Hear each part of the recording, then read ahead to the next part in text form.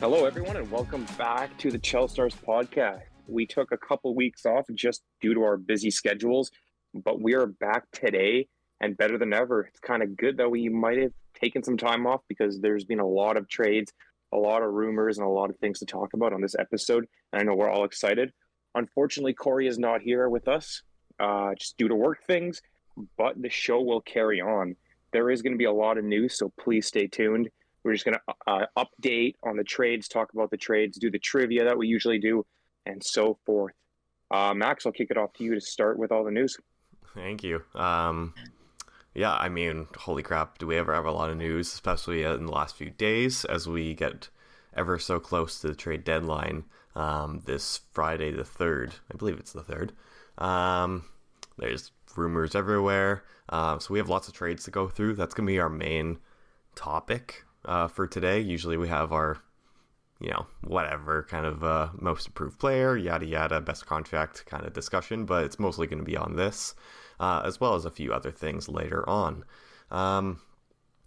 So obviously lots leading up to this deadline, lots of rumors everywhere. One of the biggest buyers, or I should say, there's a few of them, and they're all pretty much in the East. A lot of this discussion, I think, will be based off teams in the East because everyone's buying. It's a bit chaotic over there. Orange race, I would say. Yeah, there you go. One of the biggest teams to be doing so is most definitely the New York Rangers. The morning after we recorded the last episode, that was a little while back at this point, but of course, the morning after we recorded, Vladimir Tarasenko had been traded to the New York Rangers, which is also, funny enough, Erin's pick for the most disappointing player on her fantasy team. So yeah, I stand by it. Nothing's really changed. He did have a hot start. Didn't he score within like 3 shifts? Yep. His first one was an odd or something, like first shot. That's what you get when you play with Zibanejad and Panarin. Yeah, but I don't think he's scored since, so I mean, my hopes are still quite low. So, obviously, that's funny timing. That's how it works. I think we've had numerous podcasts where something's happened the Aaron, next day. he has scored since. He has 2 goals with the Rangers. Or is that in the first game as well? No. Oh, no, you're right. Yeah, I wasn't looking back far enough. Okay, well, how many games is that? 9 games. Okay, so my point stands. Doing great. He's for playoff depth, okay? He's in the playoff. He's going to come alive then. All he'll need to be is playoff depth when they acquire Kane. Whoa, calm down. We're not there yet. I must say I did kind of expect a little bit more of an increase in points from him right off the bat, just going from such a deep St. Louis team into now playing on the top line with the Rangers. I mean, I haven't seen it yet. The Rangers as a whole haven't been doing great lately. So yeah, Mikey, I'm sure he's just going to be later into the season, something to help them maybe get a little bit farther in the playoffs. And I mean, if Kane goes over there, and we'll talk about that later, I'm sure, but that would definitely be a big impact on his production as well. Yeah, we most definitely won't talk about that. I don't want to get us through the rabbit hole this early. We'll get there. I won't bother. So many of these trades, there's a lot to unpack. Obviously, St. Louis got a pretty good haul, possibly. Who knows? Mainly, it was the main piece going back was the first round pick. So we'll have to wait and see how this trade really pans out and how Tarasenko does. Didn't Sammy Blais go back to St. Louis? Yeah. St. Louis legend. Yeah. Everybody's returning home, hey? Yeah.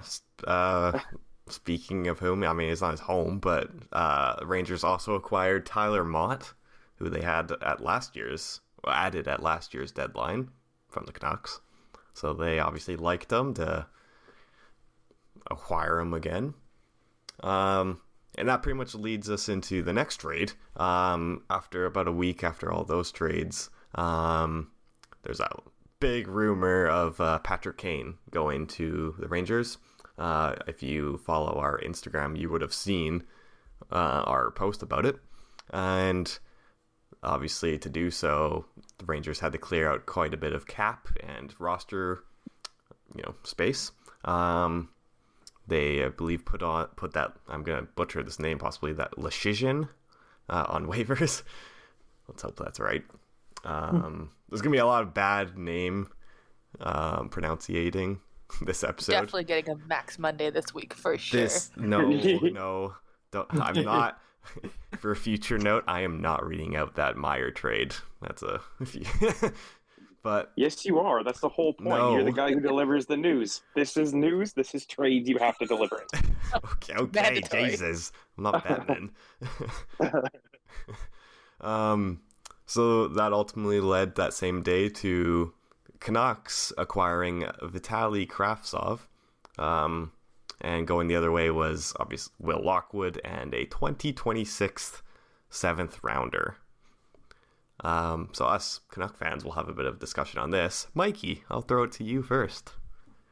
I think this is a win for the Canucks. I don't really know too much about the guy we got from the Rangers, except that he probably will fit well with like Kuzmenko and, Pettersson, I'm assuming, but it just didn't look like he was happy in the Rangers.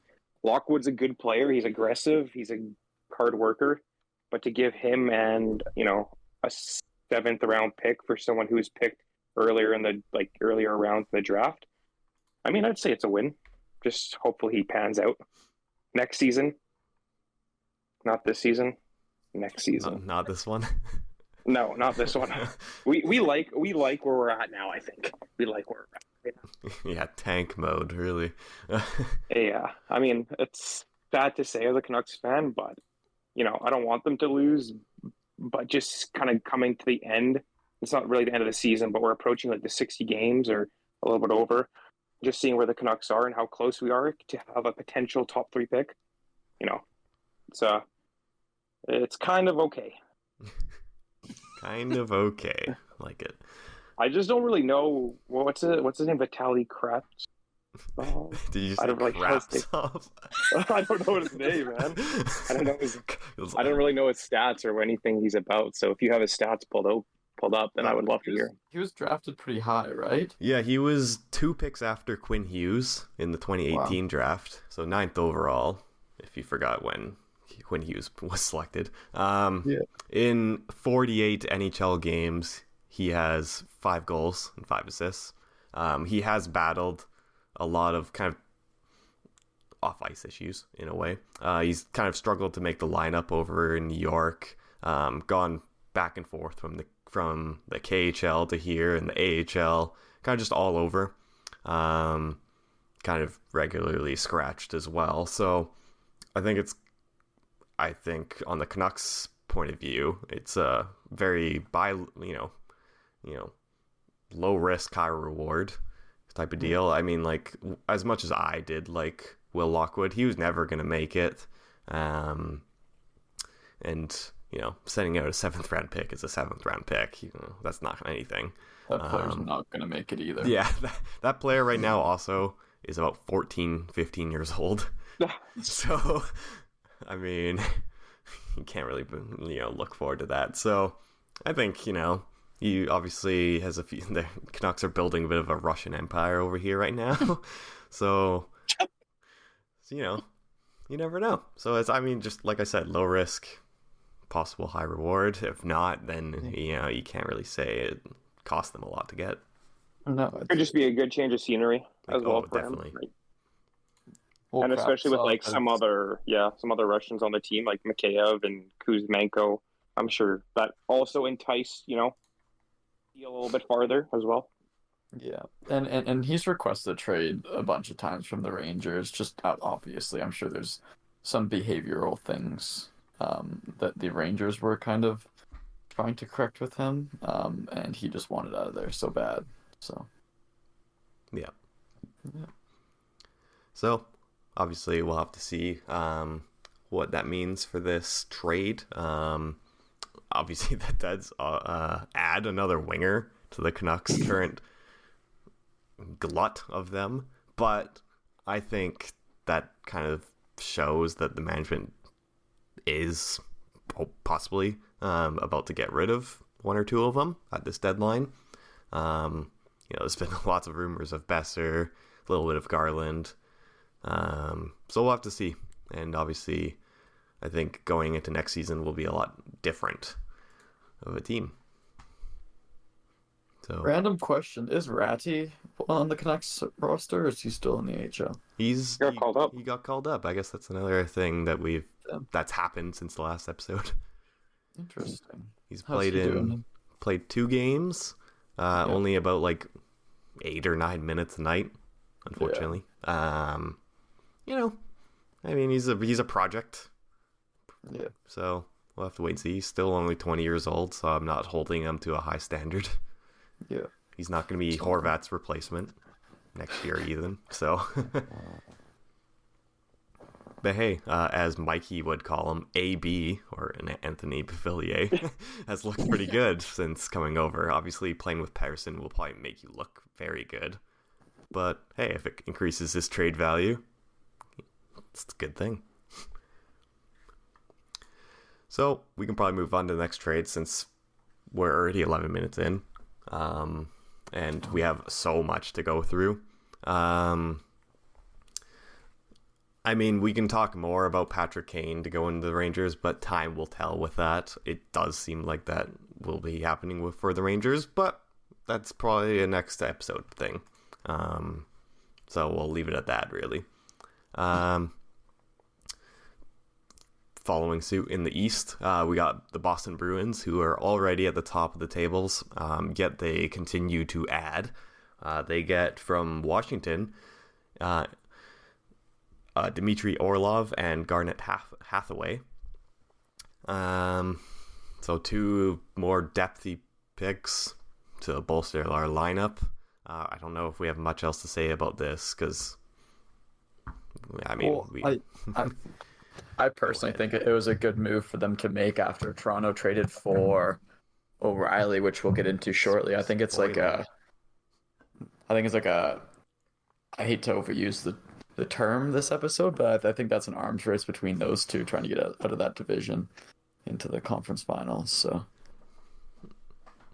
yeah, that'll be a crazy first 2 rounds, because it seems like Toronto-Tampa is that first round matchup, barring any sudden changes. Guaranteed. And you would assume the second round will be facing Boston if they make it through, but let's just say they do. Yeah. So it's gonna be quite the playoffs, and I can't wait for all of our brackets to be broken. So I think that's a good trade for them. Boston, they're pretty much fully up to the cap ceiling now, so I don't think they'd be adding any more, and I think their roster's pretty solid as is, obviously. I was gonna say, like, what other piece could they possibly be missing? I couldn't even tell you. I'll try to pretty tell solid. You'll try? Yeah. What do you think? Oh, damn, they're pretty good. There you go. I mean, they got goalies who can score goals too, so... Okay, well... we'll get there, okay. So yeah, Saturday... So that was yesterday, I guess.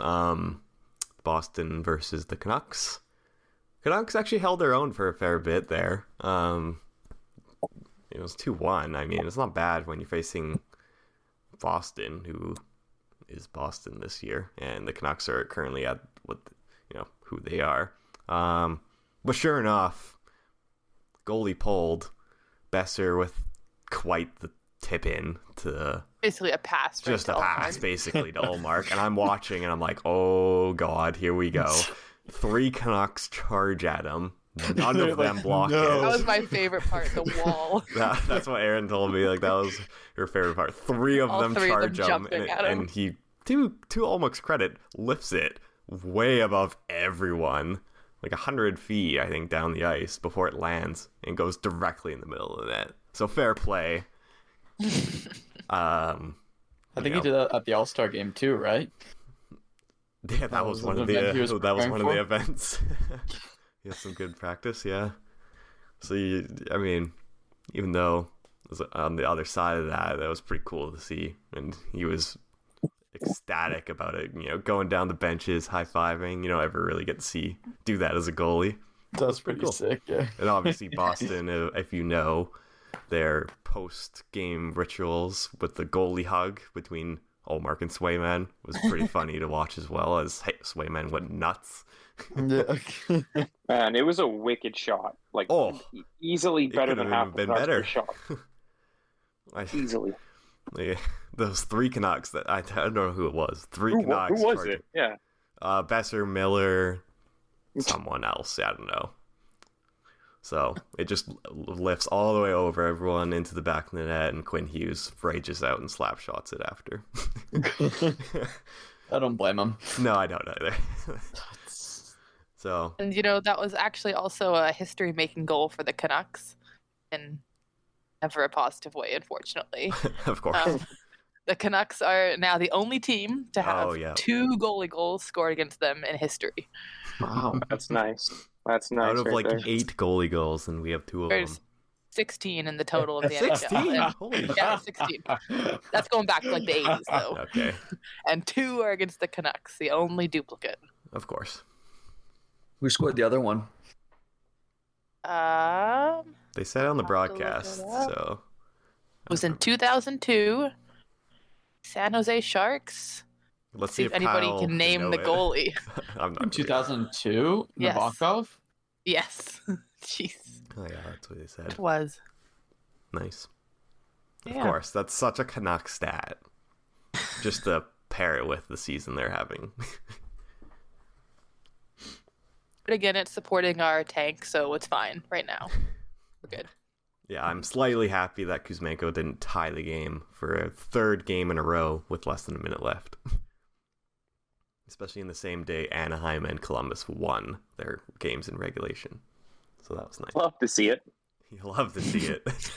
Love to cheer for losses. What does this season come So to? only this season, man. Only? You know what's at stake. You know what's at stake. All the Canucks fans know what's at To stake. drop 3 places in the lottery. Yep. Yep. Man, we don't need that negativity. Come on. Maybe our luck has changed. Optimistic. Maybe the luck has changed. Nah, it's gonna go to freaking Chicago or St. Louis at this rate. So, back to on track with our trades here. Kyle did already mention it. We'll get into this now. O'Reilly going from St. Louis to Toronto for a big old package, including them also acquiring Noel Achari for their 4th line. So beefing up their team as they prepare to face on Tampa and go through the onslaught in the East. And hopefully make it through the first round. Although I would laugh if it didn't happen again. I feel like most of us here would. Yeah. Oh yeah. Great additions, though, I must say. It is a really good ad, yeah. No, even Achari on the 4th line. Like, come on now. Come on, no. O'Reilly's got a bunch of points since he's joined the team. I mean, got a hat trick as well. That'll happen playing with Tavares and Marner. Yeah. Yep. I mean, it's good that he's fitting in well, and obviously he's that guy with a lot of playoff experience that most, if not all, of the Leafs don't really have. So, going into the postseason, he is going to be a really valuable addition because he has all that past experience as well. And he's obviously also a lot more defensive as a forward, so in those real tight series they're going to go up against, maybe that will have a bit of an impact on their chances against those other big teams. I mean, yeah, I know we're all hoping for another Game 7 first round loss, but maybe this is a difference maker. You never know. And he's great at face-offs. Hey, Kyle. O'Reilly? That's the real Is stat. that why they acquired him? No, I mean, if he's that good at face-offs, maybe they'll win a round. Well, we'll have to see. And if they don't, then don't at me. Okay. Man, I really want that discussion between you and Corey, or debate, I should say. Hopefully It'll be a big one. Maybe one day. One day. It's going to keep talking about it forever. Yeah, It's never going to happen. So we can head over to the West for a little bit here.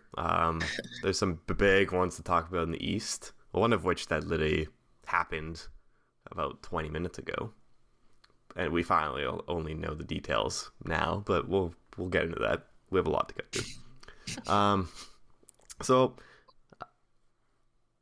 going to Winnipeg is Nino Niederreiter from Nashville. So they are basically declaring they are open for business and looking to sell after their crazy year last year for pretty much their whole team. They are looking to sell.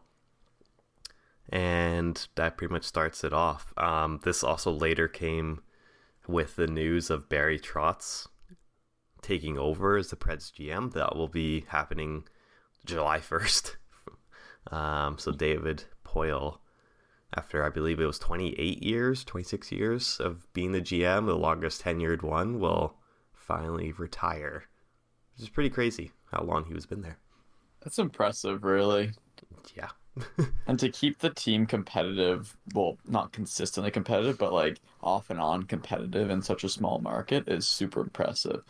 One of the best decors ever of like the salary cap era. Yeah. Like that was the main thing with their team is pretty much consistency. I mean, like, they were never bottom 5 really, I think, and then always in it. Unfortunately, didn't have too much playoff success. They had a few good runs.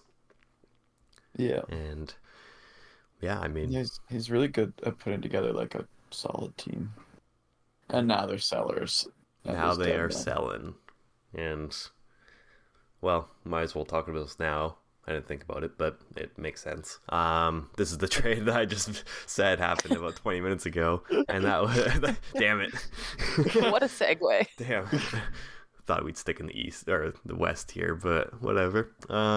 So obviously them with shopping, they have lots of other names to possibly look out for. We'll get into that. But Tanner Jeannot going to none other than another Eastern Conference team in the Tampa Bay Lightning. They, and Mikey, you said this, they love these types of players. Oh man, it just beefs up their team. Like their third and fourth line they're gonna be good. And obviously they're going for another cup. They want to get another cup here. So adding him, I think, is a good shot at them making it farther in the finals. Sorry, not the finals, the playoffs just in general. Farther in the finals, yeah. Bro, I mess up one word. I have to do it. He's just picturing the Mikey Monday post now. Every time I'm grading it, could I post it? Could I not? Timestamp. Yeah. So, obviously, Toronto adding O'Reilly and Achari, Tampa Bay adding Jeannot. Between those two teams, who do you think is going to win that first round matchup? Oh. Man, that is like you compared it to the series they had last year, and these rosters are very similar. Are they both better? Maybe. That's Good tough. question. It's very. What was the return for Jeannot? First round pick in 2 years, second round pick next year, third, fourth, fifth this year, and Cal Foote, who's their 6th defenseman right now. And what do we think about that? Is that too much for Jeannot? That's a lot. That's a lot. Yeah, that's a whole 1, 2, 3, 4, 5. five picks and a pretty decent prospect. Like he has the potential to be a top 4 defenseman, not much higher. But if they are in win now mode and Jeannot is that difference maker, I mean, we're talking about how tight these series are going to be. One player right now could be the difference. So if it works out for them, it's going to look great. If they do lose in the first round, then yeah, that's going to be a lot to give up in the future. Yeah. This is also who knows what they decide to do, but this is a RFA at the year's end. He's only 25 right now, and a guy who only had one season, this is rookie season last year, and he was amazing, albeit on a Nashville team that all did career years, but he struggled a bit this year, that's for sure. Oh, he's very snake-bitten. He's been struggling this year, that's for sure. But I mean, he's a massive body and everything just fits in Tampa, I think, too well on that third, fourth line. Kind of exactly what they've always acquired at these deadlines. So I think knowing them, it'll work out really well. Yeah. I still obviously want to pull for them over Toronto, so that's my pick. But it'll be, I think, going to 7 games again. Yeah, I'm just looking at Tampa's bottom 6 right now, and with the addition of Janot, it's gonna it's only gonna get better. Like, they have such like gritty, like grinder type players who can score as well too. They'll be hard to beat. It definitely overmatches Toronto's like grit. Yeah, Overall, like definitely does. So that'll be the difference between their kind of bottom 6 team, matches. I hate to say it, but I think this is the year Toronto beats Tampa. Because Hedman's definitely taken a step back. I think he's going to continue to regress over the next few years. Sergachev obviously is having a much better season, but other than that, their defense is just a lot different than it was last year. To be fair, they did get rid of McDonough, which was a big, playoff type guy they had. Oh yeah, They he'll used block in big anything. situations. Yeah. So it'll be a tough task for, both teams, obviously, but Tampa especially to not let Toronto win, because everyone on the internet wants them to win. But yeah, then Toronto's got the media against them all the time. They're just piling garbage into those players' heads. They have one bad game and it's like, oh, that's the end of the world. Yeah. All right. Well, I think we're going to go to this next trade here. It's not the biggest one, but I know Kyle has a strong opinion about it. And that is the one that I believe happened. That was just earlier today. And that was Colorado acquiring Jack Johnson for Andreas England. England, yeah, the country. So, Kyle, I know you don't like this. Brutal trade. Brutal trade. So last year in the playoffs, Colorado played their best games when Jack Johnson was playing like 5 minutes a night. Maybe even scratched. Like when Jack Johnson was scratched, Colorado played their best games.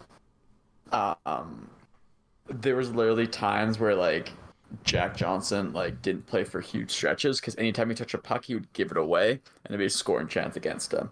But no, let's go trade a physical defenseman who's starting to find his spot on the team for that garbage. Makes zero sense. Jeez, tell us how you really feel. No offense to Jack Johnson, but he's like a year older and slow and doesn't make good plays. And then they got him back. Like, that's a terrible move by the GM. And that's a couple days after they traded Shane Bowers for Keith Kincaid. That made zero sense either. Like, Colorado's got 2 goalies in the AHL that are just as good, if not better, than Keith Kincaid. Why are you trading a prospect for a 30-something-year-old goalie who's never been able to stick it in the NHL? Makes zero sense. I'm starting to lose confidence in our GM, and it's frustrating. Trying to go back to back here, and you're giving away players who can actually move the puck up the ice and fight people and be physical. Like, England's huge. He's a big guy. He can move the puck a little bit, way better than Johnson can. He can hit. He fights people. He's like the better version of Curtis McDermott on our team. Like, he's just a good player, but what do I know? I didn't realize he was that big. England's big, yeah. He's got to be like 6'4" or something like that. At least on Cap Friendly, it's 6'3". 6'3", anyways. How big's Jack Johnson? 6'1". Okay. But yet he weighs a lot more. Oh my Yeah, god, I didn't realize he was he's a big boy. I didn't realize he was that old either. 36. Oh, he's Jeez. old. Yeah, he's Oh, he's old. Yeah. Dude, he's 227 pounds. Holy shit. Yeah, and he skates like it too. They calculated this weight after his whole like binge after winning the cup last year. Jesus. Yeah, that's a disappointing trade. 27 years old. Fuck. Yeah. Just disappointing. Well, we can move on after that sad note there. Yeah, please.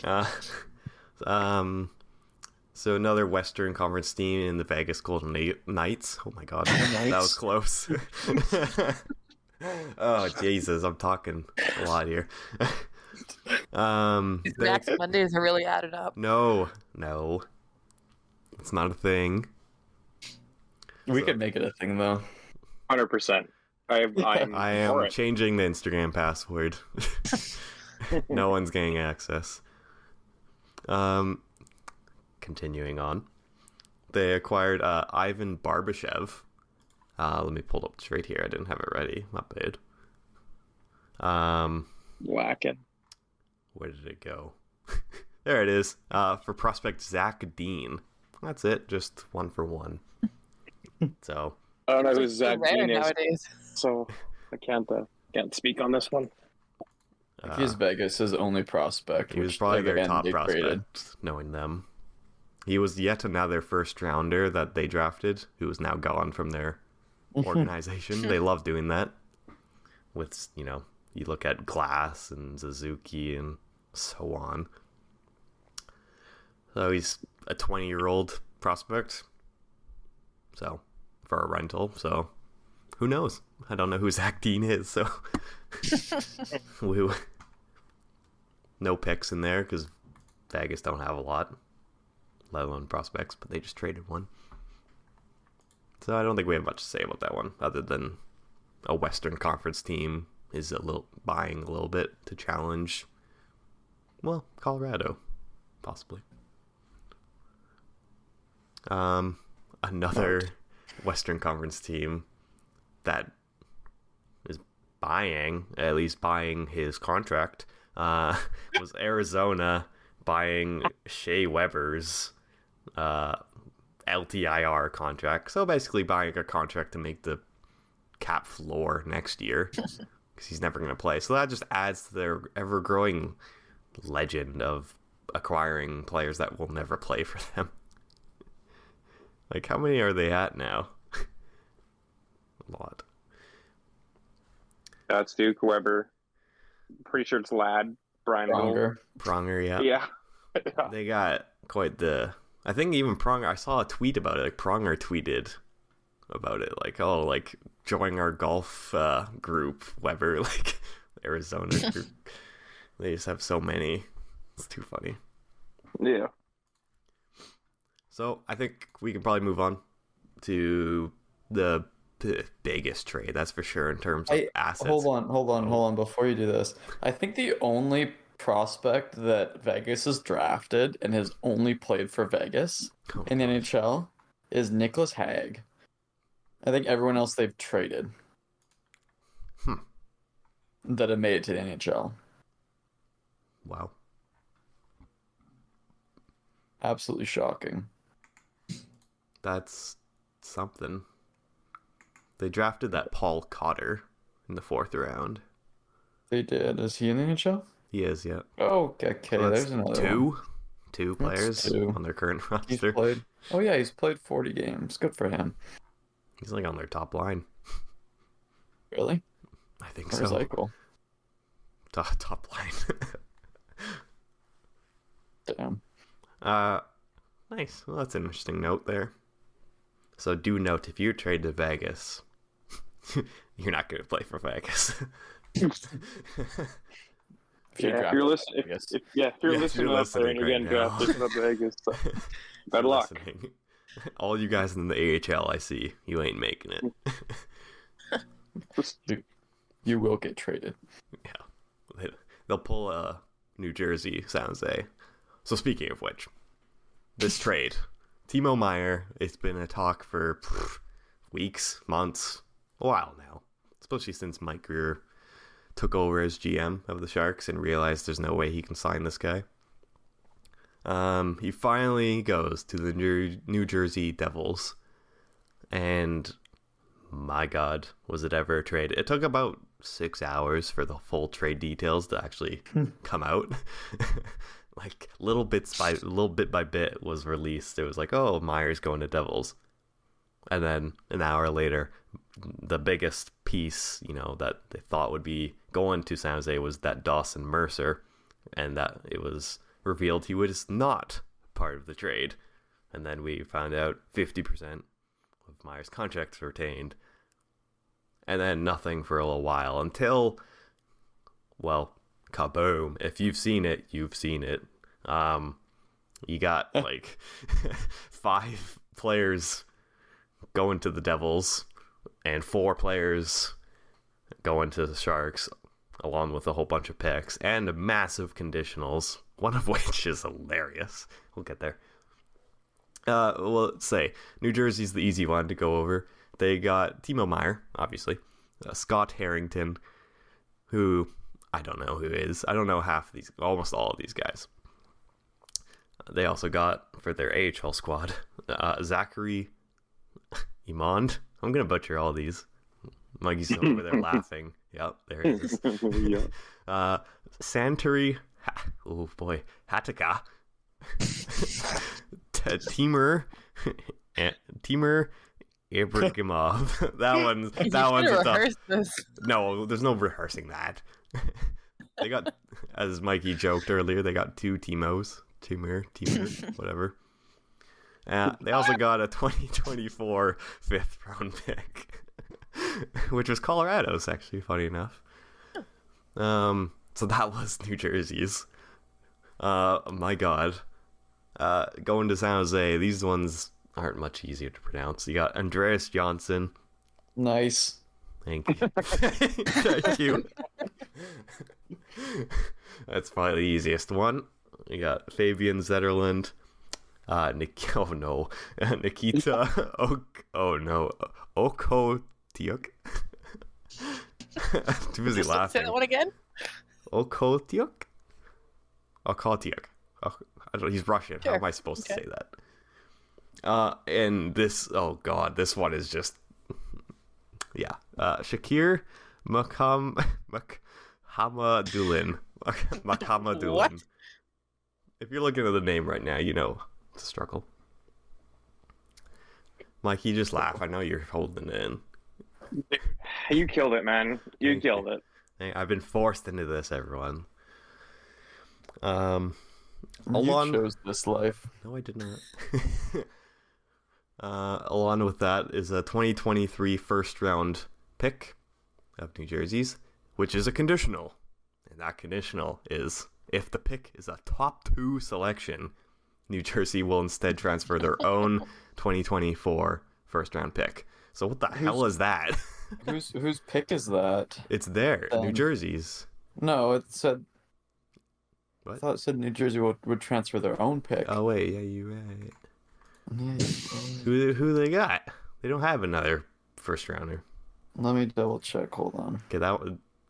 Cap friendly. I'm looking at cap friendly. Anyways, I'll read off the next one while Carl looks into that.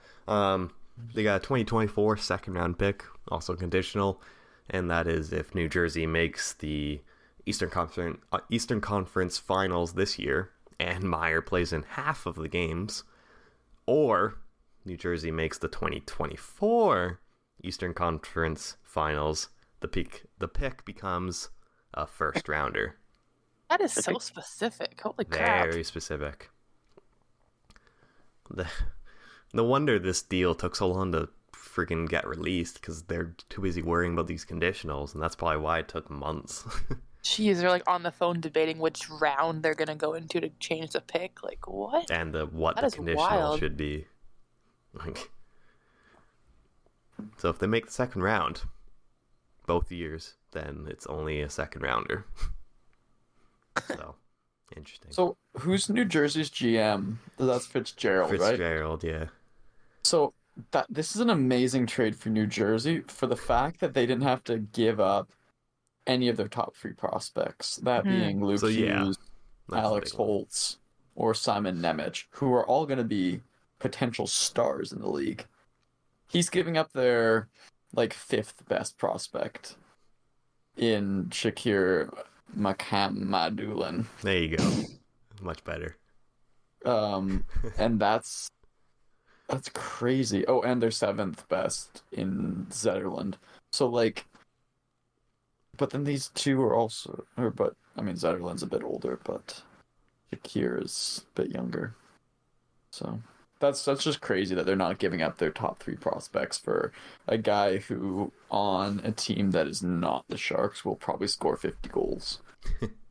He's playing with Nico Hischier, probably 50 goals. Well, Jack Hughes, Yeah. too. Even, Yeah. Jack Hughes Meyer, shoots a lot, I guess so that's true.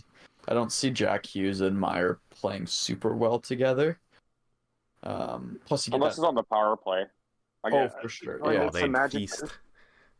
they're probably zipping the puck around. Yeah, but I could see him and Hischier being the better pair for Meyer to play part of. But I could be wrong. Yeah. Meyer's always been solid. He just needed that team, and New Jersey is that team, and I am fully supporting the bandwagon in the playoffs for New Jersey. I'm hopping on it. Your New Jersey jersey's already in the mail. Yeah, Timo Meyer is jersey's coming into the mail. Did you order a freaking Zetterlund, knowing you? Nope, not yet. What player did you curse? Because that's whoever is not going to be on the team soon. I'm getting a Meyer one, man. If they win the cup, I'm getting a Meyer one. Meyer or Myers? Both. I mean, Myers has as many goals as Hallmark. no. So That was the joke Aaron said to me earlier. I was like, oh yeah, Meyer got traded or whatever while I was on the phone. She's like, oh, Myers? And I was like, good one. I wish. For that haul, yeah.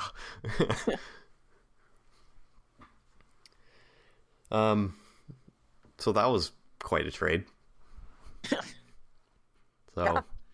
New Jersey, obviously, another team in the East loading up for a playoff run, and obviously even just the future, because like Kyle said, they didn't really gave up any of their top 3 prospects.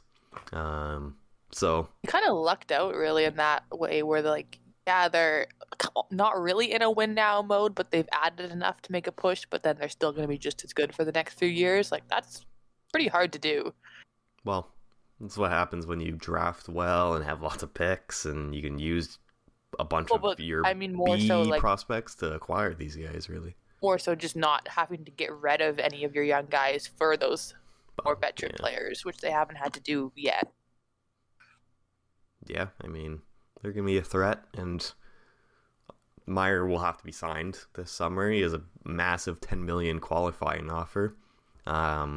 Which New Jersey actually has the cap space. They do to have the cap, qualify. so they have him and Bratt to sign. That'll be their main focus, but look for them to be very, very good next year. Yeah, and their defense is still solid. Oh, They're in it's such amazing. good shape. I mean, their goaltending is going to be the only big question mark going into the playoffs, which we'll hopefully see them try to make a move and strengthen that a little bit. Yeah. I mean, yeah, actually, you look at their roster and they have so many RFAs this summer. Oh my god. Yeah, you got Bratt and Myers, the big ones, but then you got Sharon Govich, McLeod. You got a lot of their kind of depth pieces. So they're gonna be. They got Blackwood. They'll have to decide what to do with him. Oh, He's always injured. yeah. So yeah, I mean, I believe that is all of the trades. Obviously, I skipped over a lot of notables. I'd love to see them make a move for Arizona's Vejmelka. I think that would be insane for them. One of the best goalies in the league, playing on one of the worst teams in the league. Poor guy. Or Demko. Ooh. Demko would be. I think Demko would love that move. I'm Yeah. not sure if you guys would love that move, but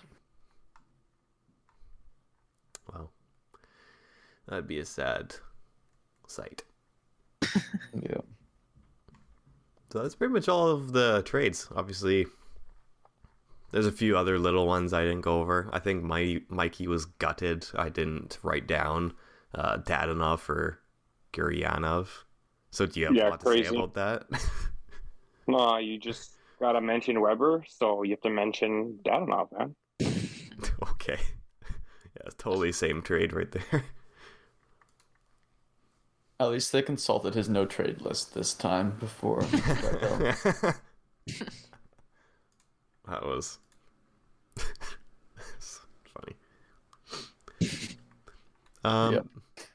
So obviously trade deadline only about less than 5 days away at this point. There's still a lot of players on the board, a lot of teams looking to sell. Nashville has a lot of players. Arizona's got a lot of players.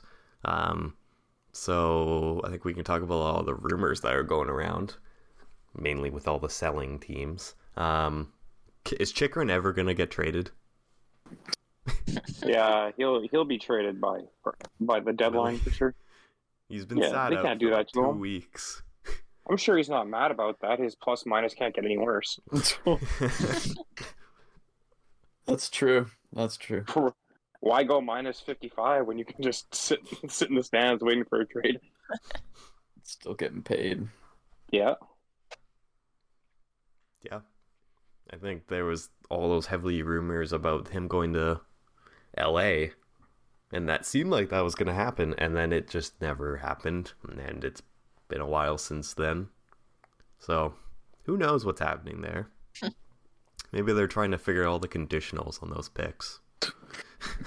That seems to be the thing now with GMs. So, obviously, with the Canucks, it's quite a few looking to possibly, get some attention. Luke Shen has been out of the lineup for quite a few days now. Brock Besser in the lineup, but a lot of rumors with him, and his agent's been able to talk with teams for quite some time. Demko, we mentioned, Garland. So, anyone else that you guys think could be traded, or will they be moved by the deadline? A lot of rumors about JVR. Dreams Die. There's a lot of rumors about Gavrikov from Columbus. It just depends. I think there was a rumor that Boston wanted Gavrikov. I think it was him, but I'm not sure. They did, and now I don't think they need him. Yeah. Gavrikov is pretty mediocre, so the fact that they got Orlov is a little bit better. Yeah, they probably were asking the same price for Orlov, and Orlov's better, so. And you got Hathaway out of it as well. So, I mean, we'll have to see. There's next episode, whenever that is, hopefully not as long in between as last time. There'll probably be a lot of trades to talk about. Hopefully. Yeah, also, the guy I want to see traded is Derek Brassard. Now, if he gets traded to a team he hasn't played for yet, that makes it 11 NHL teams. So in the offseason, he can sign with a new team. That'll be 12, which ties the record. Get traded at the deadline, and that breaks a record for most NHL teams played for. Is that like a record you really want to break, though? I mean, after playing for 10 teams in like 12 years, well. I think so. Might as well commit to it. Yeah. He's got quite the, apparel collection and hats and everything. My God. Just imagine what that guy's closet looks like. I don't really... Does he wear the same number everywhere he goes? Because that'd be funny if it was always different too. His closet's just full of different numbers, different jerseys. I think he's worn... Here, let me try to find the... He's worn number 16, then 19, then 25, then 18, then 10, then 16, then 19 again, then 16 again, then 61 right now. Oh my God. Just picks whatever jersey's left in the box. Yeah. Oh God. It's like minor hockey. He just gets thrown in a jersey that fits him. He's like, yep, good enough. Jeez, that's pretty funny, actually. Yeah. For being a veteran, he really doesn't get to choose his number. I mean, he's always the new guy on the team, Yeah. so... This is a little random, but I was just looking him up on Wikipedia, and I was thinking, like, oh, that must be tough on his family if he's moving around so much. And there's just like a quote here: "Is Brassard is unmarried and does not have children, and he has told reporters that this allows him more flexibility in moving to different teams." So he's definitely going to want to break the record based off of that. Yeah, seems like he's going for it.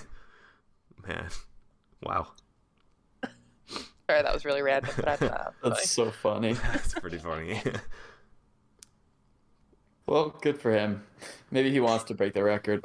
He's actually he has 997 career NHL games. Ooh. And Ottawa told the media that he will not be traded before his 1000th game. So his 1000th game is supposed to be on Thursday, the day before the deadline. So then before his 1001 game, he's going to be traded for sure. I'm hoping so. I'm hoping that he plays Thursday for Ottawa, or plays Monday, Tuesday, then Thursday for Ottawa, and then hits his 1000th out Friday game. morning. And then they ship him off the next day. That'd be great. Jeez. That's so funny. He's That's got no pretty family, no kids. He just lives out of his van, driving around. The definition of a suitcase. I like how he got asked about it too, basically. Like, fair play. Well, we can probably get into other news. There's not really much else to talk about, and then I know Kyle has a little special segment for us. There's no trivia today because we're already pretty far How in. dare you? Oh wow, me? Okay. Simmer. Aren't you in charge of the Why am I order in of charge? events here? Does Aaron have trivia planned? No. Oh, well, Derek Brassard would have been in good trivia. Oh, that would have been if I would have. Oh, Yeah. damn. Shoot. Or at least whoever's currently first for that record. I don't know who it is off the top of my head. You don't? Damn. No? Who? Should he? Sullinger, yeah. Oh. He played for, like, obviously 12 different Well, teams. yeah. What's his first name? Hold on. Sullinger. Cole. No. Well, it's Cole's dad. Yeah, I know. Good God. Why can't I? Mike Sullinger. 12 teams. Holy crap. Yeah. Well, in little other news, this is a thing Mikey wanted to bring up, most notably, and that is that a couple days ago, Kasperi Kapanen went on waivers. When I made this little spreadsheet here of everything we're going to talk about, he was like, "Oh, where's Kapanen?" And I was like, "Do we have to talk about him?" He's like, "Yeah, I think Canucks should have got him." So I don't think Why? I said where's Kampanen. First of all, you forgot to add him into the list, and then you remembered that he got claimed. I didn't say anything. You were like, Yes, didn't Kapanen you know- go on waivers? No, dude, I did not say didn't say anything. anything, dude. Oh I my didn't say God, anything guys. about it. It was Kyle. I It might was have one been. who brought it up, yeah. So, Okay. So Kapanen, obviously Pittsburgh put him on waivers. He was having a rough season, pretty hot and cold, and St. Louis claimed him. Do you think the Canucks should have put in a claim for him, Mikey? I mean, I agree with Max. They shouldn't have to put another $3 million winger on the ice, but it'd be kind of cool to see Kampanen here and see if he could like pull some magic with Pedersen and whoever else. But I'm not saying that they should have went for him. He is $3 million after all. So just saying, it would have been cool to see somebody like him come to the Canucks and play with Pedersen and whoever else. I mean, yeah, And Max, I'm not. your I'm still sticking on no. I do like the idea of a captain type of player because it adds a lot of speed to a lineup that doesn't have a lot. We've kind of lacked that, and this year we have seen that. That being said, $3 million on the books next year as well is a lot to take on for a team that again has a lot of wingers and doesn't have a lot of cap space, and they don't want to like add to that, and they don't want to pick up underperforming, guys. And this also came, I believe. We don't want to pick up underperforming guys. Okay, I think Canucks are more than capable of doing that one. Okay. they're actually experts at picking up uncapable players. Okay. Other GMs hit up our GMs to ask for advice on how to pick up people that can't score. I heard that the Columbus GM phoned the Canucks GM and asked, "How are you so incompetent? We need that." Dang, I would like to hear that conversation. So, Aaron, do you have any take on that? I mean, I don't know too much about how Kapanen's been doing this year, but I'm just glad the Canucks aren't adding many more pieces. Like, they should definitely be sellers right now.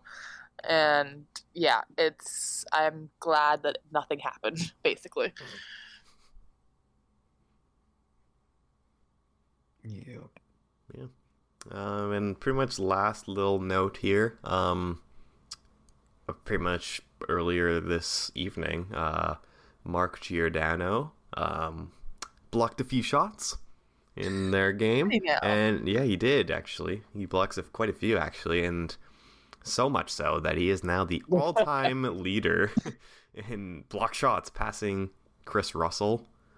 Who, if I remember, Chris Russell got some sort of special trophy or so from the NHL. It wasn't like golden shin pads or something. Oh yeah, it was. It was so like, yeah, golden. Look shin for pads. that to be on the radar, especially since Giordano's on Toronto. They're gonna have a whole ceremony next game. Watch. Oh, they basically planned the parade for this record.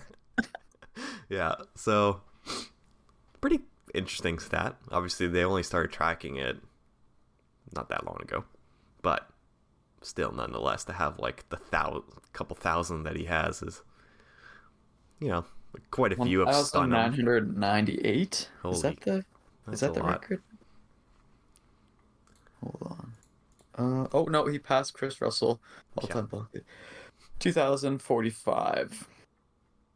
2045. That's gotta hurt. 2045. Yeah. God.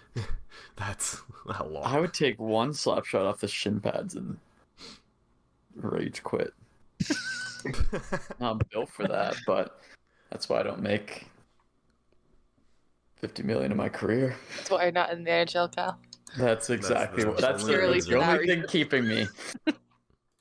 Don't want to block shots. Just diving out of the way of them.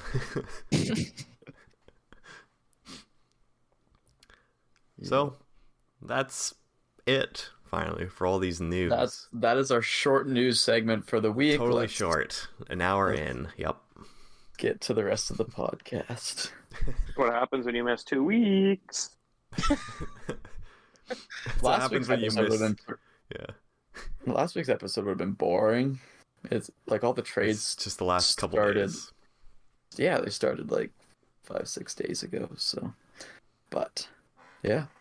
If there's nothing anybody else wants to mention, we're gonna hop into my it's not trivia, it's our trade deadline poll. So I got 6 teams here. Six teams here.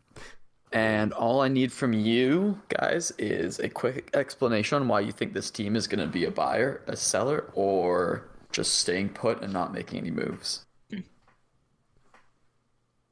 So we'll go around the horn on Calgary. Mikey, what do you think? I'm just going to peek and see where they are in the standings right quick. Good plan. I think they're a couple points out. Oh, yeah. They're 4 points right now out of the wild card underneath Seattle. I think they can make a couple additions. I don't. They definitely need somebody who can score because it doesn't look like that's their strong suit this season. Even though they did add Huberdeau, Kadri, they still have Lindholm. We already discussed Calgary many times on the podcast about how they're not playing up to their potential. But yeah, I don't know. I think they need someone who can score, and their defense is okay still. It seems pretty standard from what they had last couple of years, I think. So I do think they could probably land a goal scorer, and they should be all right. Like somebody who Huberdeau can feed the puck to and have no problem putting it in the back of the net. Yep, definitely could use somebody for goal scoring. Their goal scoring's been abysmal. Max, what do you think? Yeah, I mean, I think we're all gonna have similar-ish answers, unless one of you two after me have a wild one. But I think they definitely need a little bit of a scoring punch. Right now, they are just barely outside the second wild card. So they gotta beat out the Kraken, the Oilers, the Jets to make it. And their roster is pretty much, they're not that young. Obviously, Huberdeau and Kadri ain't getting any younger. Markstrom's had a very rough year. That's one thing that's really hurting them. He was not what did he have, 9-10 shutouts last year? It's not the same goalie. He's been awful this year. Yeah. So definitely could use a forward. The only issue with them is they only have about $700K of cap space. Yikes. And there's not a lot of forwards left. At least that fit that top 6 criteria. Do they look for a JVR maybe? But is that enough to get them anywhere? We'll see. Aaron, what do you think? Buy, sell, stay put? Yeah, I'm going to go stay put. Not really that they're going to do that on purpose, but kind of similar to what Max said. I think they would probably like to add somebody, but with their limited cap space and just the players that they have already, I don't feel like they're going to have an opportunity to add the right person. So I think they're kind of going to be forced to stay the same. Yeah, I definitely agree with you guys there. I think that they themselves into a corner where all their players got a couple of years left on deals, so they don't really want to trade anyone. And I think they're just going to stay the course. Notable expiry contract at the end of the year is Milan Lucic. Could he be moved? Maybe, maybe not. He has a full no-move clause, so he'd have to approve it. So I feel like that'd be so challenging. Yeah. But yeah, Andy likes it in Calgary too, so yeah. Next team on the list, Pittsburgh. Buyers, sellers, or staying put, Maxwell. We got... Let's see where they are in the standings. Obviously, super competitive Eastern Conference. Yeah, that's the toughest part about this. They are in a wildcard spot. They are in a wildcard spot, and they have battled this whole season. They've been very inconsistent, I would say, up and down. Jari's had a lot of injuries. And, I mean, you look at this roster, they can't afford... Well, they can't really sell. I mean, they just basically brought back the whole gang in the summer. Crosby, Rust, Letang. Sorry, not Crosby. I meant Malkin. So they don't have a lot of prospects, I believe, to move. They also don't have a lot of cap space. So I think they're just going to have to stay put and, make the playoffs. Probably going to be facing a Carolina or someone. So good luck. And noticeable expiring contracts at the end of the year. Jason Zucker has had a pretty decent season. He's kind of off and on, but he's done at the end of the year. Brian Dumoulin, obviously, great top 4 defenseman for them the past half decade. And Tristan Jarry is expiring at the end of the year. So Maxwell, you're saying stay put? Yeah, I mean, they don't got a lot of room to buy. I mean, if they can add, I know they've just been so inconsistent. So I don't know if they need some more bottom six help or defense, but I think they can't really do much. They'll probably have to stay put, even though they've already been calling for Hextall to be fired. So I don't think he can do nothing. Yeah. Aaron, what do you think?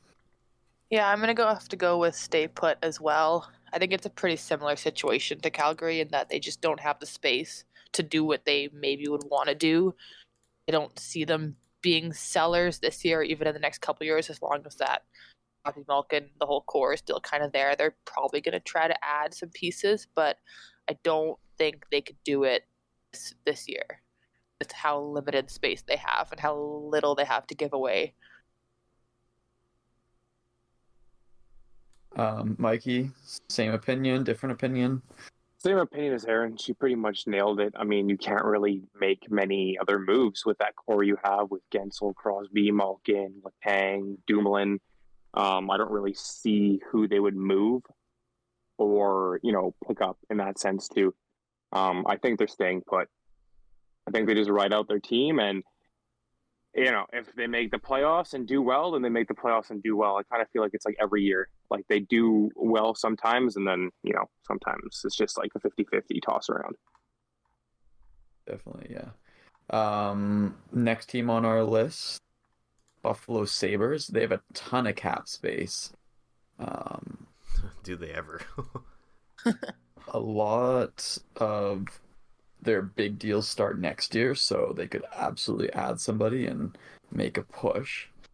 Expiring contracts for them. Zemgus Girgensons, I don't know how much values there. Other than that, there's not a lot of people that teams might be interested in. How many points for the playoff spot are they? They're 1 point out of a playoff spot right now with one game in hand. Over Pittsburgh, who we just talked about. Exactly. Mikey, what do you think for... Oh, sorry, Aaron. Aaron, what do you think for Buffalo? I want to say that they would be buyers, simply because I think in that East Division, it's so tight. I mean, they're pushing for a wild card spot. Why would you not? If you have that much space, just go for it. Make something short term. But again, like you kind of mentioned, I don't know who that would be if they're going to be able to find the right person. I think they're definitely going to try to do it. Yeah. Mikey, what do you think? They are currently, I think, 1 or 2 points out of the wild card. I want to see them make the playoffs just because I like Tage Thompson and he's killing it this year. So I'd want to see what he does there. So I think, like you said at the beginning, they do have the space to add a player that could be that factor that they need, whether that be on offense or defense. I think if they get one more kind of key player, they'll be in the wild card spot. So I do think they are buyers. Maxwell? Yeah, I mean, this is a team that they've really built themselves to be. They want to be competitive for years to come, and they definitely wouldn't want to sacrifice that in the short term. They have a boatload of cap space. If they want, they can even be one of those third-party brokers and continue to add picks to add to their prospect pool, which is easily a possibility with them having 18 million in cap space. It'll be tough. I know Alex Tuck recently went on the IR for, I believe, he's a couple weeks, maybe. Yeah. So that hurts Darlene's day-to-day. So it'll be tough. If they make the playoffs, it's an absolute win for them. I can see them looking to maybe just... if they were to buy, it'd be kind of one of those trade deadline deals that are like almost meant for the summer. Like they'd add someone with term or more of like a younger player that fit into with their core. Like a Tanner Jeannot. That could have been one, yeah. I mean, I don't know if they would have paid that much for him. Definitely not. But they're not going to go out and get, James Van Riemdijk or, kind of like these older like rentals. So in a way, they're like a sneaky buyer. Sneaky buyer. Yeah, I have them as a staying put. Um, Reason being, I don't think that they should mortgage any of their future for a playoff run that they're going to get eliminated in the first round. So if they make it, great. If they miss the playoffs, then try again next year. Next team, Detroit Red Wings.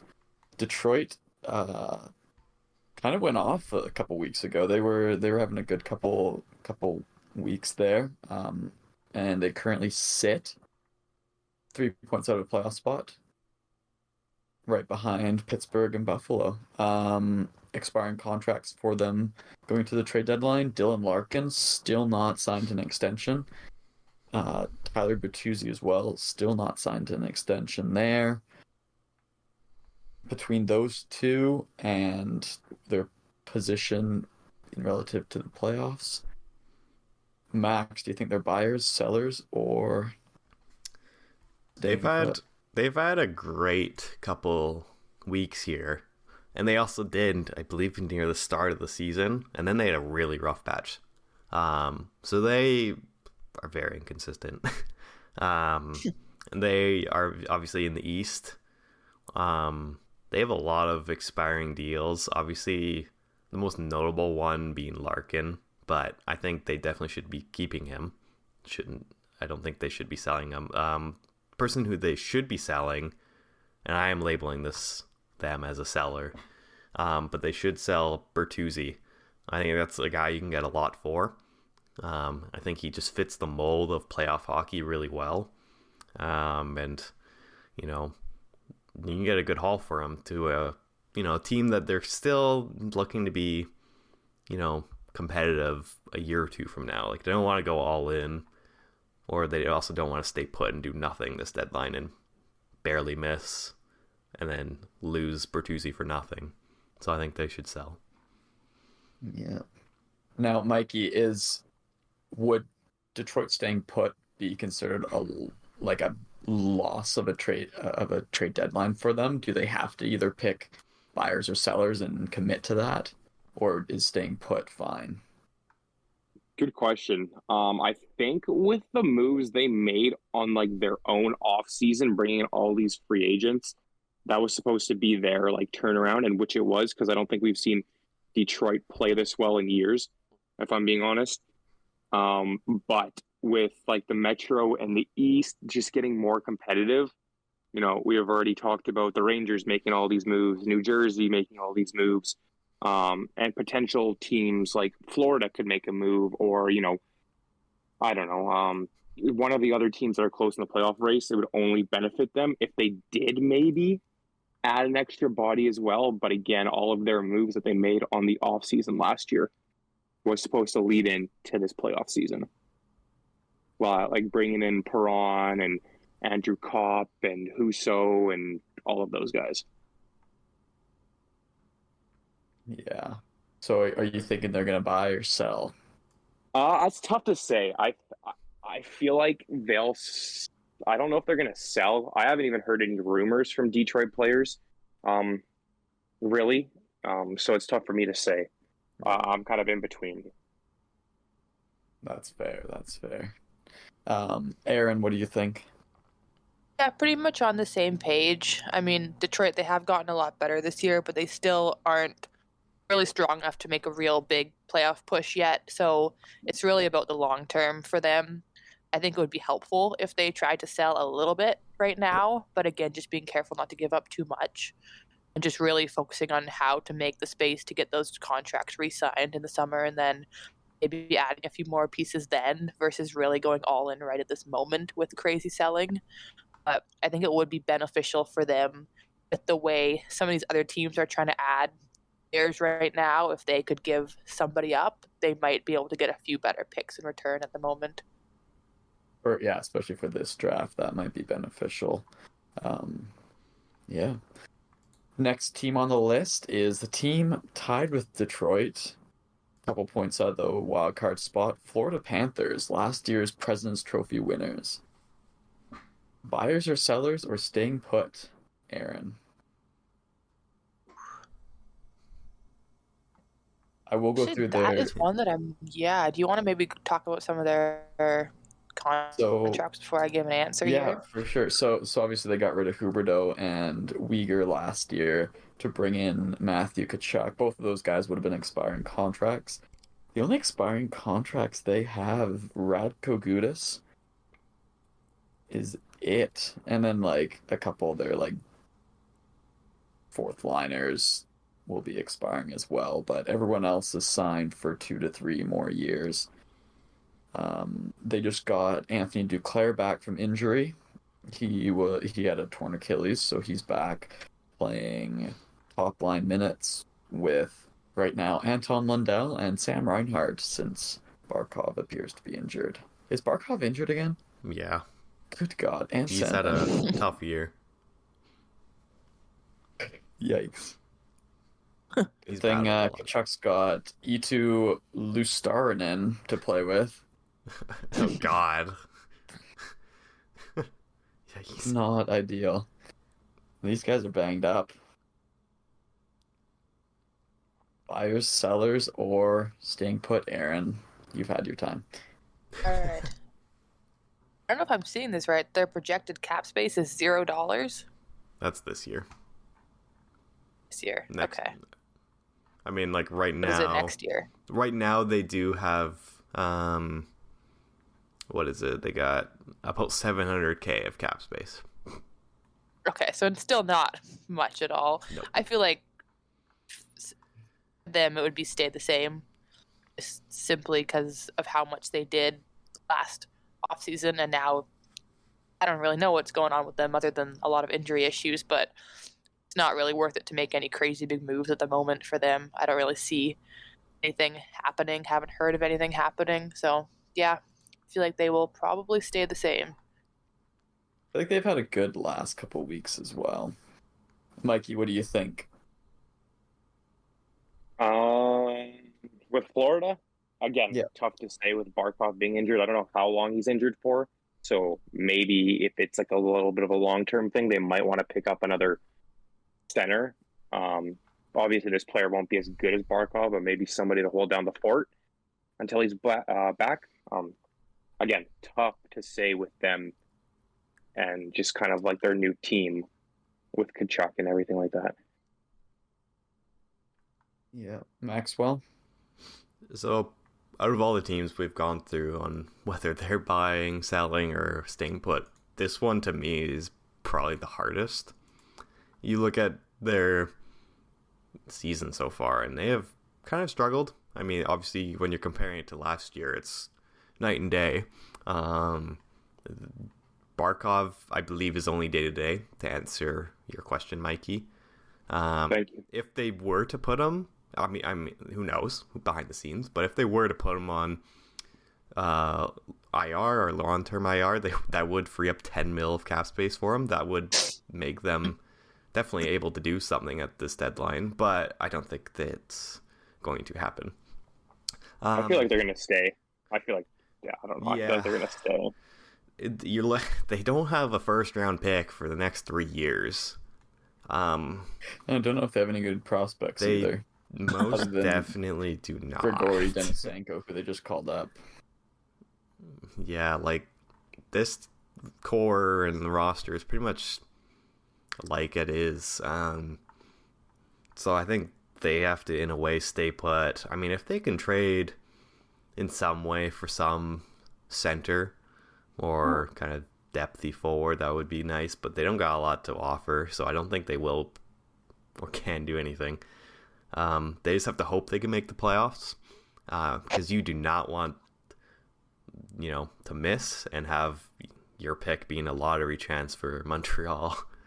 As I have put it before, you do not want to trade Sherratt or for Sherratt and give up Bedard.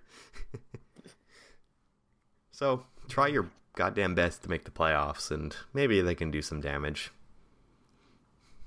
Maybe, yeah. No, I agree that they have no choice but to stay put. They put themselves in a position where they can't take on any salary, they can't take on any new players, and they can't give up anybody because they don't have anybody to give up. So they're just hoping that players come back healthy and they find a way to squeak in and if they're in a wild card spot, I could see them giving a top seed trouble. Just based on how skilled they were last year. I mean, in a 7-game playoff series, anything's possible. So, last team we're going to talk about here is going to be the Ottawa Senators. They're like they've won 8 of their last 11. I think the number was I was looking at. Jeez, putting them still 7 points out of a playoff spot, but they're firing their way up the rankings right now, which is absolutely great for you Canucks fans. Interesting with them is just the fact that they had such high expectations coming into this season, and they have really let themselves down. Expiring contracts this year, nobody of note, really. Travis Hamonic, but I don't see his trade value being very high. don't forget Brassard. Derek Brassard as well needs to be traded, and Cam Talbot is a UFA after this season with no contract in place going into next season. Mikey, does Ottawa buy, sell, or stay put? 7 points out of a wild card spot with like 20 something games to go. Are they like, how's their like cap? I know because you just mentioned you only mentioned a couple signings next year, but that's not really they're not really big players. They got just under 5 mil. Okay, they could. I mean, if they wanted to, they could get somebody pretty decent for that. But I just don't. I don't know if, like you said, though, they've been climbing up the rankings. So if they're going all in, then it's time for them to make another move and get somebody else. So I'd say buyers, but I don't know who would be the fit for them. Buying an older player or a younger player? I don't know. I could see somebody like, I'm not saying it would be Besser, but like somebody around the same age, somebody with the same kind of like skill set. I could see if that makes sense. Monahan.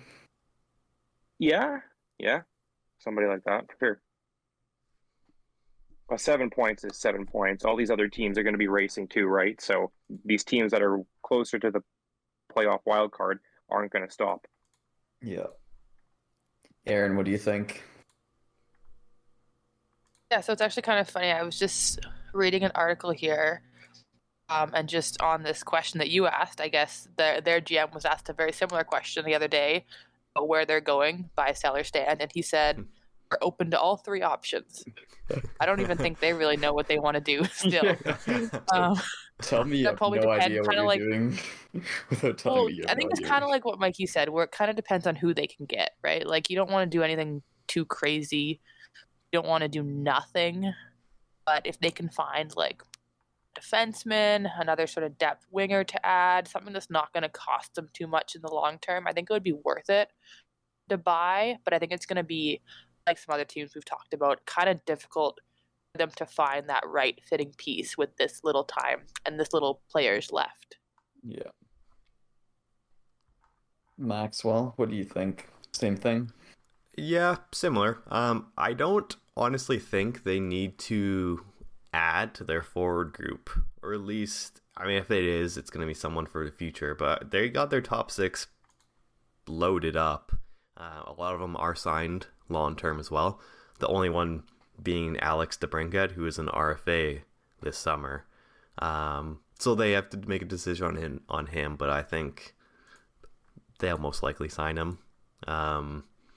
What they do need, and they've been talking about all year, is they need defensemen.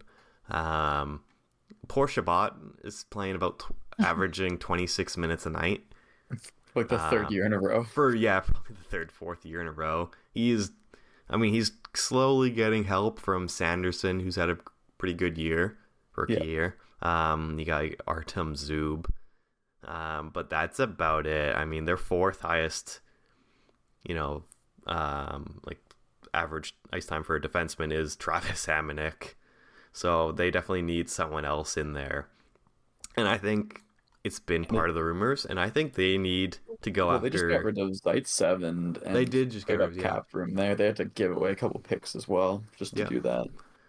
But I think they do need to go after someone like Jacob Chychrun. I think it fits their timeline pretty perfectly. That's it, right age, contract you'll be able to deal with in a couple years after you need to re-sign them. And I think they do have a decent prospect pool and few picks to be able to do so. I don't know if they'll make the playoffs this year, but you're looking towards the future with that kind of addition. Do you think they would also be a team that's looking at Luke Schenn potentially? Maybe, but I feel like so many other teams would, like teams that are really like Toronto or someone, would be way more into him. I don't think. I think Tampa has a good chance of getting Schenn back. Tampa, Somebody who's more in the win right now. Yeah, in the kind win of mode. now. That's a win now kind of move. So Probably I think willing they'll to give up a bit more than Ottawa would as well. Exactly, yeah. So I think Ottawa would like Schenn, but I don't think they'd give up nearly as much as what other teams will be. Maybe that's a move Hopefully. they make in the offseason, trying to sign him to deal. It very well could be, yeah. But I think they definitely need defensive help. Yeah. Very interesting. Well, that is it for the trade deadline poll. I love how almost all of those teams were in the East, because it's just that much of a crazy shit show over there. Just a bloodbath over there. It Calgary, is. then the rest were East. Yeah. East teams. Because I don't think I don't see. The West is that- kind of laid out, other than the last. It's kind of wild figured out, card. other than the last spot. Yeah. Because Calgary is just outside the second wild card, and Yeah. below Calgary is Nashville I and don't St. see Louis, them. who are both kind of selling. Yeah, they They basically voted to said they're make us selling and the are sellers. selling. Yeah. So it's pretty much Yeah. up to that last. Because after team to make Nashville it. got rid of Janot and Niederreiter, like their forward depth is just shot. There's no way they're catching up and making the playoff spot. In St. Louis, same thing. They're getting rid of everyone, and their coach is calling out all their players for being. And they did uninspired. lose Johansson the other day when they faced the Canucks, because you got a yeah, cut. I didn't really see it that well, but yeah. it didn't look pretty. He went in for surgery. He'll be out Yeah. probably the rest of the year. Oh, he is already, yeah. Yeah. So They really just lose Calgary trying to catch up there, but I don't think. I mean, they could have the juice, but they might not have the juice to catch Seattle or whoever ends up last in that wild card race. perfect. But then, yeah, East is way more open Oh, definitely. It's when it comes to the wild mess. card. Yeah. So, obviously, trade deadline coming up in a few days. We'll definitely have to have a podcast around then with, well, hopefully a fair bit of news. There's so many rumors. Let's hope. I know TSN is hoping for a lot of trades, especially on that day, or else they're just going to be doing recaps. Yeah. Conspiracy theory from Corey is that TSN is now paying teams to not make trades this week, so then they have something to talk about on Friday. I believe it. Yeah, I do too. You heard it here first. So as you know, we like to pose a fan question to you all. This one is going to be about the Canucks, and that's going to be, which Canucks do you think will be traded by this trade deadline? There's a lot of rumors. It's fully not known who will be going, or if they will be going. So let us know. We'll make sure to have a couple polls and post about it. Aaron, why don't you do the outro? Yeah, Oh, well, I just before wanna, we sorry, Aaron. Oh. Sorry, I just want to say, I looked up statistics for our podcast before this. And I just want to say we have about like 630 listens through our first like 20-ish episodes. So thank you guys so much for all the listens, downloads, and everything. We really enjoy doing, these podcasts and talking about hockey for 2 hours. So I just wanted to say thank you, because that's a pretty good number. Yeah, it's a great shout out, so thank you all. Absolutely. Thank you to all the loyal listeners. I know Mikey has recruited a couple of them to the pod, and they've been big fans ever since. So shout out there. And all of you that interact with our Instagram questions and posts, we appreciate that as well, having some answers to those questions we pose to you guys. Anyways, before we get to the outro, though, we do have to go over our Trivia Tuesday answers. Oh, yeah. Because I know we have greatly disappointed Corey in not having a trivia segment this episode, but we did have some trivia while we were gone. So we had 2 trivias. The first one was, of course, everyone's favorite fitness influencer, Rod the Bod, Rod Brindamore. Thank you, Max, for coming up with that one. That was too easy. I messed that one up. I think most of the people, not myself, got it on the first hint. Yeah, my dad got it in like 2 seconds. I was like, shit. Now, the second one was a little bit more challenging for Kyle. Kyle, I think this is the first trivia question we've had ever that you haven't been able to answer. It was mascot And that was, of based, course, that's why. Harvey the Hound, everyone's least favorite, apparently, mascot. Like 3rd most scariest or something. If you want to go look at a photo of what he looked like after Calgary got flooded, you will have nightmares, I promise. It is terrifying. Oh, yeah. Anyways, I think that about wraps us up for this episode. As always, please go connect with all our social media. We love to hear from you guys. And as Mikey already said, thank you guys so much for tuning in week to week and sticking with us even when we're not on a regular schedule. We do appreciate it so much. We'll hopefully be back within the week. So we'll see you guys next time.